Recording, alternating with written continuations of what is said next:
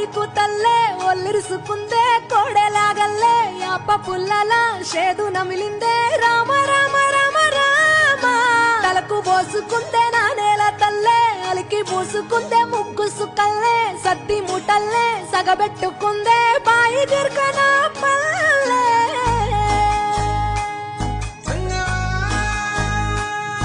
ఏ తెల్ల తెల్లని పాలధారలల్ల పల్లె తెల్లారుతుంటదిరా గుళ్ళోని గంటలు కాడెట్ల మెడలోన జంటగా మోగుతూ ఉంటాయిరా